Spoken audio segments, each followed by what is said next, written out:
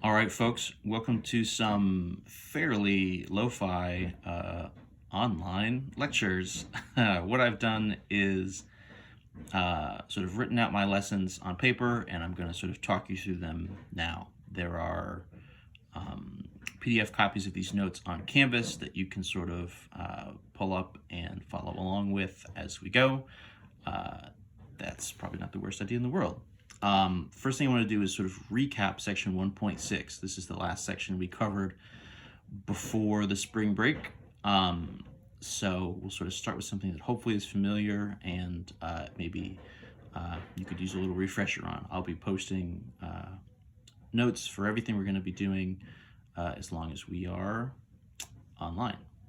So 1.6 was other types of equations. This is literally the most generic chapter name that ever existed. Other types of equations. We talked linear equations already. We talked quadratic equations. And so the first thing that happens, the first other type of equation, is really just more factoring. What we're looking at is factoring with higher powers of polynomials. So a quadratic equation is up to a squared value, up to an x squared. So if we go up to something like an x cubed or an x to the 4, what we're going to be doing as a strategy is move all of our terms to one side, and then we're either going to do GCF style factoring, try to pull a GCF out of all the terms and factor from there, or we can do the sort of classic factoring by grouping. If you think back to P5, these were essentially the first types of factoring tools that we learned. The quadratic factoring is actually something we got to later. So this is, in some sense, a little bit of a throwback. Let's start with an example. So if I had 4x to the 4 minus 16x squared is equal to 0, this is sort of set up nicely because everything is already on the left-hand side. We don't need to really do any kind of shifts or move anything around. Sort of the positioning of everything is as we would want it. We have opportunities here to try to pull out some sort of a GCF, right? Because you have 4x to the 4, 16x squared, you have both some numbers and some x's that you can sort of factor out. So the GCF here with our numbers, right, we could set 4, we could sort of pull out of each of these, 4 from the 4, obviously, and 4 from the 16. We can also take out 2 x's.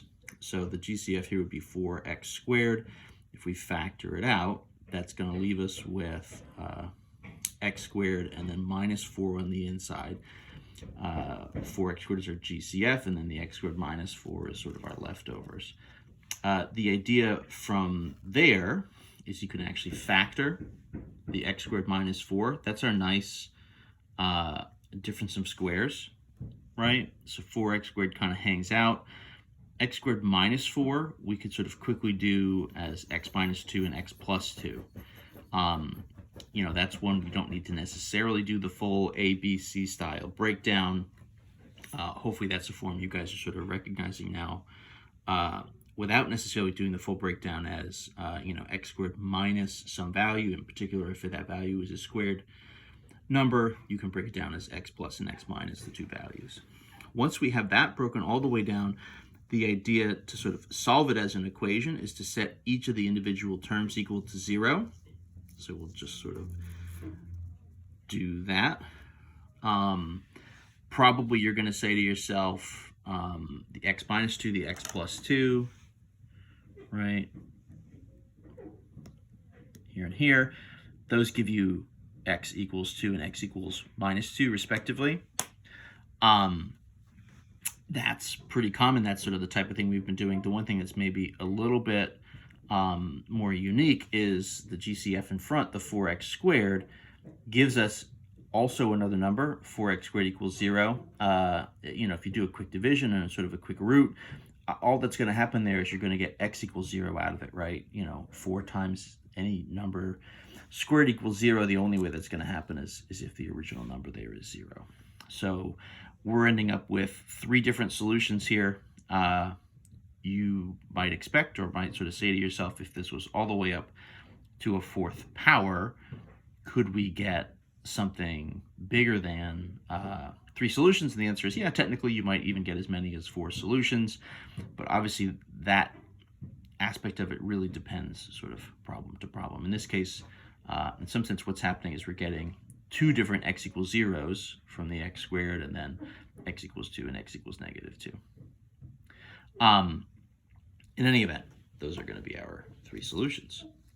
Another example, right, if we're trying to do factor stuff with higher powers, might be something like this: 9x cubed plus 8 equals 4x plus 18x squared. The idea here initially, right, you have sort of a half and half, right? Some of the terms on the left, some of the terms on the right. You want to just shift everything to one side. And my suggestion here is move everything to the left, because you want to sort of shift everything over to where the highest power will be positive. So 9x cubed is positive on the left, so shift the other terms over to the left. So minus 4x minus 18x squared, that'll cancel everything from the right, and then you'll get all 4 of your terms over there on the left. I've sort of rewritten them in descending order, right? 9x cubed minus 18x squared minus 4x, right? The sign there has flipped as we've sort of flipped sides from the right to the left, and then this plus 8 that's kind of left over. So that whole thing is equal to 0. This is not really going to give us any sort of GCF type opportunities, right? There are literally no numbers that we can factor out of all 4 of those terms. That's okay. We have 4 terms. That sort of sets us up to do factoring by grouping, where we're going to be doing sort of a 2 by 2. I'm actually going to attempt to mark one last thing on here, right? So you can see I've kind of underlined 9x cubed and 18x squared. We're trying to, right, group these guys 2 by 2. So first 2, last 2. So what happens here is you're looking for the GCF for each of those 2, right? So 9x cubed and 18x squared, you could take a 9 out, you can take x squared out. That would leave us with an x minus 2. That means in the third and fourth terms, I'm trying to create an x minus 2. What I can pull out from each of the 4x and the 8 is a 4. I can't pull any x values out. And what I'm going to do is pull it out as a negative 4. So if I take negative 4 out, that gives me a positive x, and it gives me a negative 2. So it matches the x minus 2. That'll leave us, right, with a factored version. If I sort of combine those 2 leading terms, the 2 GCFs, 9x squared minus 4 times x minus 2. The idea there is set each of them equal to 0. You can kind of see quickly, right, x minus 2 equals 0 means that the x value would be 2. That's pretty straightforward. The one that's a little bit longer would maybe be the 9x squared minus 4 equal to 0. You can do sort of a shift the 4 over and then take a root.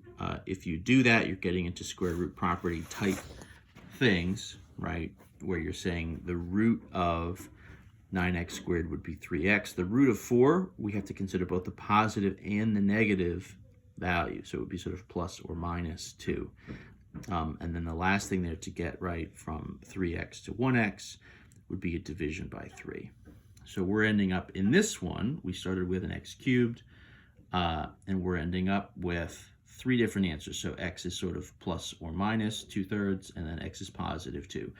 You could write that as sort of 3 numbers, probably in MyMathLab in the homework. You probably would just say x equals 2/3, comma, negative 2/3, comma, positive 2. So that's the first recap from 1.6. So that was other types of equations, right? And this whole page of notes, along with the other notes for 1.6 for the other videos I'm going to be doing. This zoom out doesn't look great. So maybe I won't do this in the future. So this page is a PDF that you can see on Canvas.